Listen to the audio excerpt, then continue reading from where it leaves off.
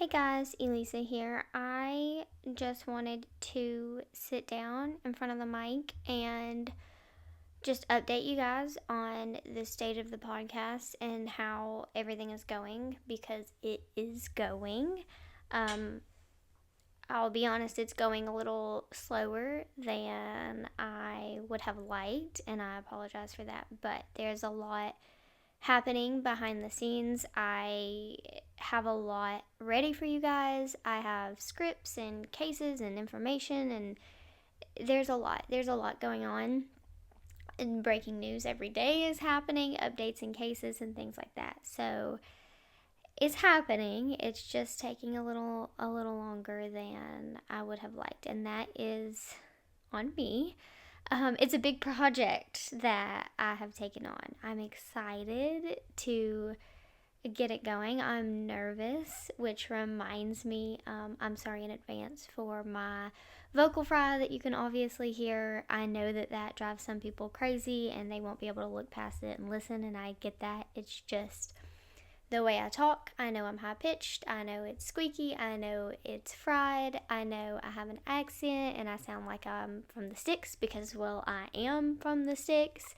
And so it's just going to be there. I'm probably going to say the word like a lot. I'm probably going to say the word a lot.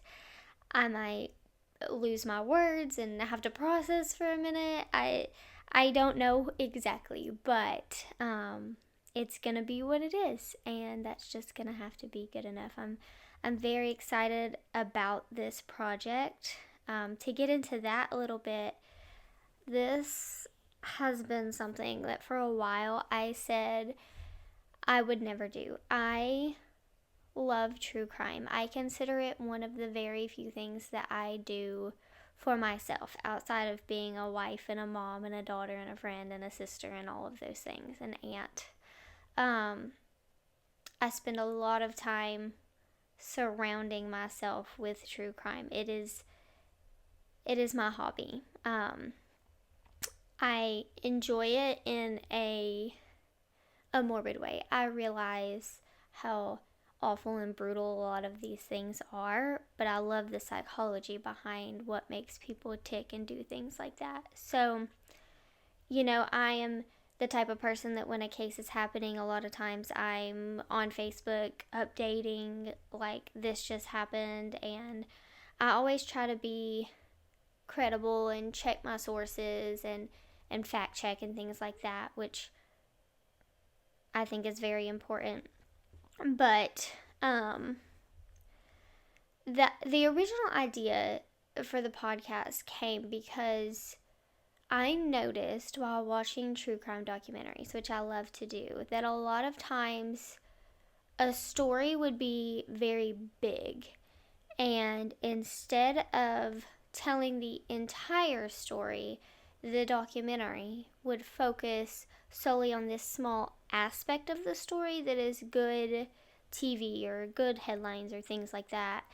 And I started sitting down with my notes app and just taking notes, like, okay, do more research into this person's background or this thing that happened in this murder's past and things like that. And from the information given to me in the documentary, I would branch out and do more research and build like this entire like overhead picture of the case rather than just these few years where these awful things happened.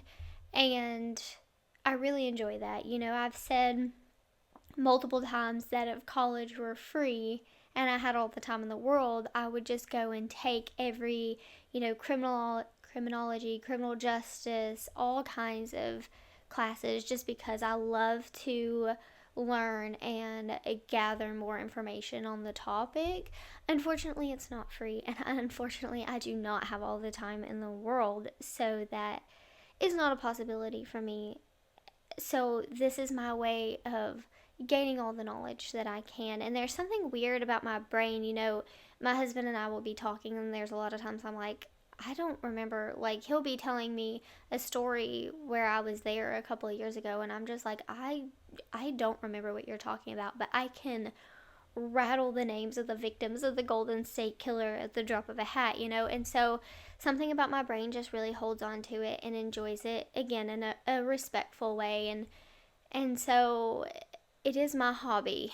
And a lot of times I would get messages from people being like, hey, I need your opinion on this case. Like, what do you think happened? Or do you think this person's crazy? And a lot of that. And I enjoy giving my opinions and the facts to, people who don't necessarily know where to find those things. And so it became really fun for me. And so that's kind of where those two things of talking to people and enjoying bringing them this knowledge that I've compiled, and then thinking that documentaries don't really do a good job, which, to be fair, I know it's hard to keep people's attention for hours and hours and hours about one case. And so it is easier to just focus on this one short aspect. But there are so many other things that lead to it that I want to be informed of, and I want other people to be informed of. And so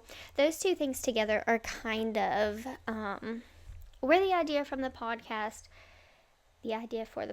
came from, and I'm very excited about it. I am by no means an expert on anything. There are so many things I don't know about, so many cases, but I like to sit down and talk about them. And so I've spent months, years actually. The original script that I wrote for this podcast happened in October of 2023, and I never thought it would see the light of day, and I'm going to be honest, it still may not.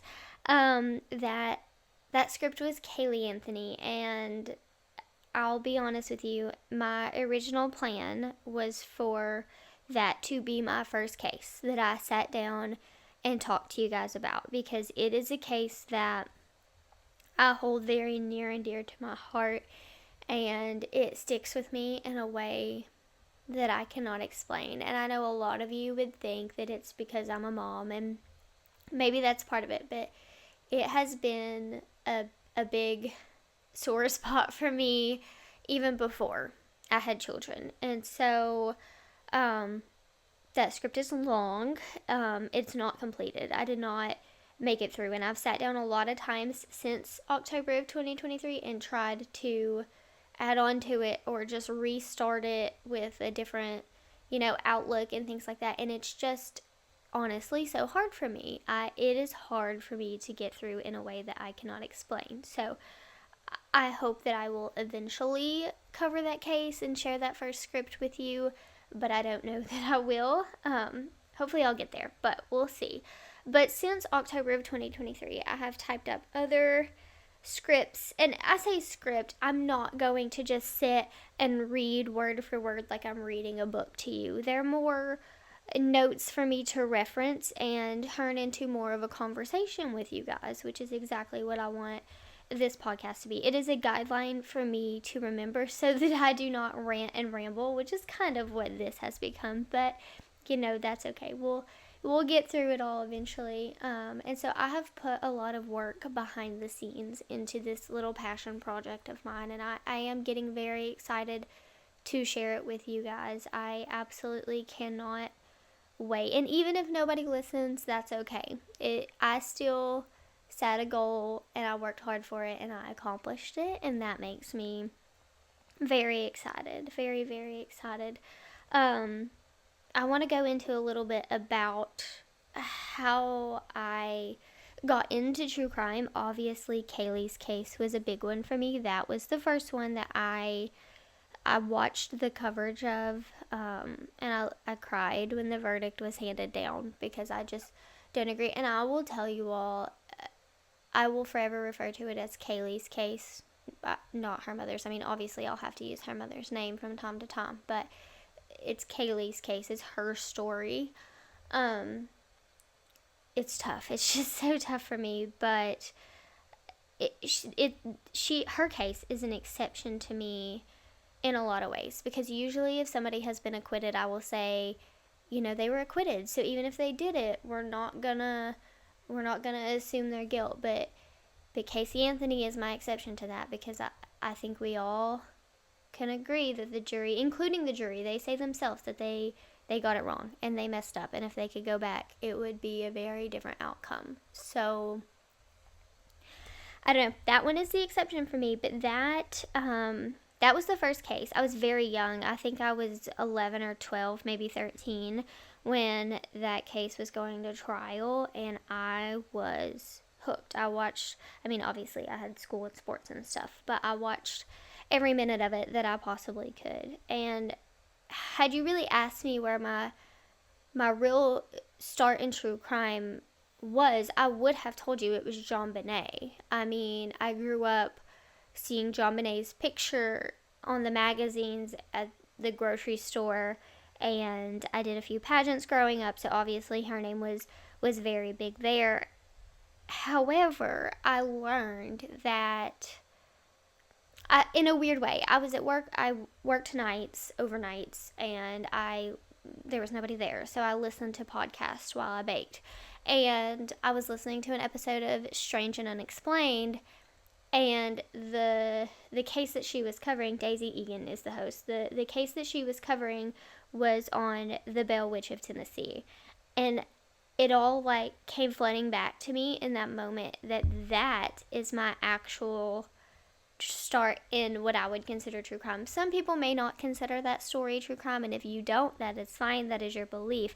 But in 5th grade, which, to be honest, I was probably too young to be reading about the Bell Witch, but in 5th grade, I did my 4-H public speaking speech on the Bell Witch of Tennessee, and if it was true or if it was a hoax, and all of those things. And I actually won, and I got to go to state and present the case, essentially. And it's weird, I have a hard time with public speaking. My face gets red and my chest turns red, but I remember standing in front of people and having eyes look at me and reading that. And so it hit me in that moment, hearing that episode of Strange and Unexplained, that is really where the true crime in me started, because after that I was reading things like Helter Skelter and Perfect Murder, Perfect Town, which is JonBenét, and it just kind of snowballed from there. And so really since about 5th grade, which is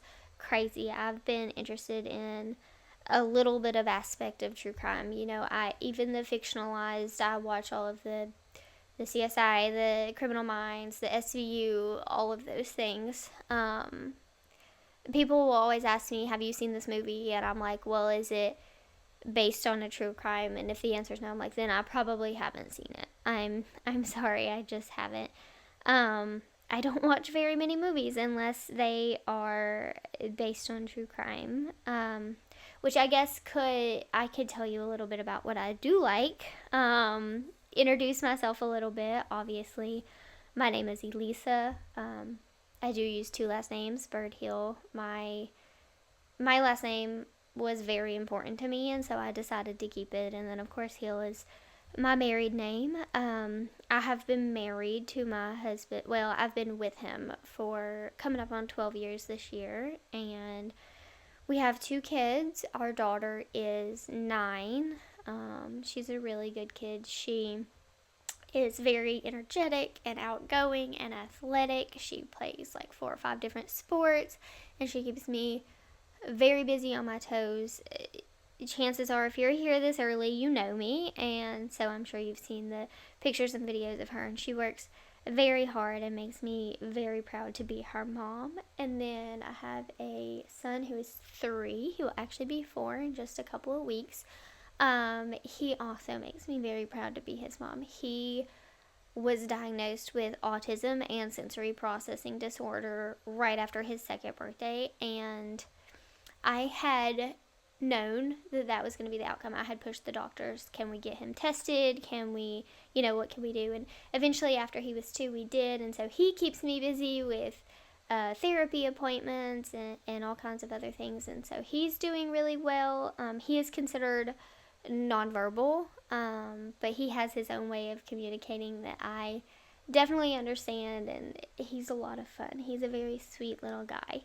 And so those are my babies, and you'll probably hear me talk about them a lot or reference being a mom a lot because that's, the most important thing in my life. You may even hear them. I mean, the soundproofing in this room it's decent, but kids are, loud. So, my favorite thing in the whole world to do is travel. A lot of women have their things that they love, their nails, their hair, their clothes, their shoes, their handbags, whatever. For me, it's travel. I will save every penny I can to just go and see as much as I can of the world. And I hope to do more of that in the future. It's hard now with little young kids, and it's hard to be away from them and things like that. And so, yeah, I like to travel. I see the world. I like to be outdoors. I was raised, again, in the sticks. We did a lot of camping and hiking and fishing and hunting, and so I still enjoy doing all of those things. Admittedly, there's a lot less time to do those things than I would prefer. But it is still something I very much enjoy doing. Desi is a cheerleader, and so that provides us an opportunity to travel, once or twice a month fairly often. And so that is a lot of fun, and that is my life. Mostly just being a sports mom, a toddler mom, a mom of both genders. It's a lot of fun being a wife and taking care of the house. And for my day job, with both of the kids' schedules, it makes it very difficult for me to work a regular job. Even working overnights like I was became very hard because it is exhausting to be up all night working and then come home, and toddlers don't really sleep all that much, and so that became hard. So I am lucky enough that I essentially run a daycare out of my house, and I have some other kiddos that I love and care for like they're my own, and they are very special to me. And so that is what I would consider my day job, and this will be my passion project where I put time and energy into. So that is very exciting. I cannot wait to get it out there for y'all. So I guess we could talk a little bit about what I want the podcast to look like. And obviously, I'm hoping that there's a lot of room to grow and do some different things. For regular weekly episodes, the hope is to sit down and tell you a case from beginning to end, assuming that it has one, assuming it's not unsolved. Or even if it is, we'll go as far as we can with updates. And unlike how documentaries do, I really want to include, background and this obscure fact that someone might not know and things like that. I do a lot of research. I talked a little bit about, excuse me, I'm sorry. I talked a lot about these scripts that I have, and those scripts are no quick thing. Sometimes it takes me up to a week, and again, this is between our busy lives, but to work on just one because I want to research and get the facts right. And of course, I'll never be able to include every single thing that has ever been put out there, but I want to do a good job at that. And then another idea I'm playing around with, and I probably shouldn't even mention this yet because it is not set in stone and I'm not 100% sure, is I want to do like an in the headlines episode where it's like a mini episode, maybe 20 minutes, 30 minutes, where I just sit down and we talk about the true crime headlines that were happening that week. Right now Nancy Guthrie is a big one and things like that. There's a missing woman that was featured on an episode of Disappeared that she's been found, and it's discovered that she never went she did go missing, but she went missing on purpose. Like, she just kind of decided she was done with her life and walked away. And so I would like to talk about those things with you guys in the moment when they're happening. And so I need to play around with some ideas and figure out exactly how we make that happen, because time's always passing. So how do I record it and get it out to you in a timely manner where it is relevant in that moment? And then some of the other cases, the long form cases that I want to cover, it may be semi-recent. They may be 45 years ago. I enjoy all cases of all kinds, from serial killers, cults, all of the things. And so I know it's called Not Your Mama's Murder, but there is no limitation to what I want to cover here. And like I said, I hope there's a lot of room to grow. I would like maybe in the future to have guests and things like that, and maybe since documentaries gave me this idea in a weird way, maybe I could break down like this episode of Snapped, for example, covers this case, and here's what that episode tells you, but here is what I found out researching on my own. And I don't know, I have a lot of ideas and I'm still playing with them, and I am excited. I know I've said that so many times, but it is really the truth. I'm very excited to get this project out there and get it going. And yeah, I'm sorry you're having to wait so long. I really did not think it would take this long, but we are just about there. We are just about to the finish line, which is actually the start line, which is an exciting thing. And yeah, I just can't wait for this to be a weekly or more occurrence that I get to sit down and talk with everybody. So right now, just make sure that you're following on all the platforms. They should all be listed and linked in the Facebook page, which is called Not Your Mama's Murder, NYMM Pod on Instagram. I also have a YouTube out there and a TikTok. I haven't posted anything with it, but you can follow there, and hopefully sooner rather than later there will be updates there, and hopefully I will be back with you guys soon. Thank you. Bye.